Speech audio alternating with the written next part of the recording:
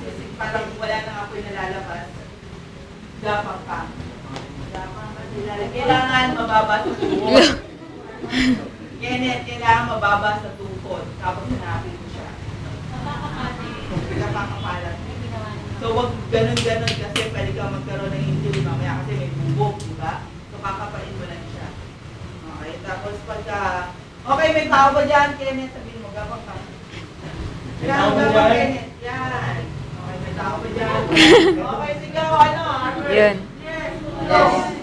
Yes. Okay, punta ka dito sa side niya, tumabi ka sa kanya. Okay, tabi. Higa ka rin. Higa. Higa ka sa kanya, tapos tabihan mo siya. Kasi tali mo yung kamay niya.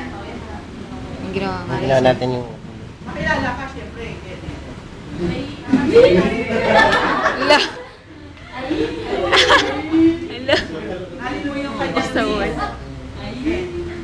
Makilala ka. Ay, hindi kanya yung tali. Hindi nga ganyan. Ngayon, Hindi okay lang yan. Basta kanya. Basta tali. ayaw. Basta mal-restrain.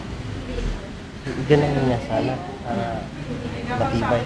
Naalala ko pa yun kasi. Tapos,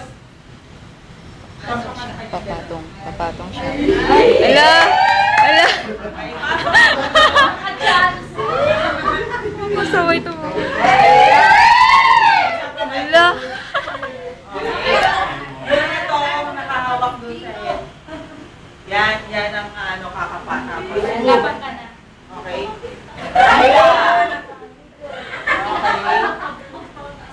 Kailangan kakapain mo kung walang ito. Kaya wag mong pagtaw yung head niya. Ito ang kakapa. Hindi, yun ang hawak. Ito ang kakapa. Okay? Bilang. Fireman's drug po. Stop na kayo. Naka-blindfold. Ay, yung pagpasok pala yun. O, kasi mausok eh. That's fireman's drug. Fireman's drug.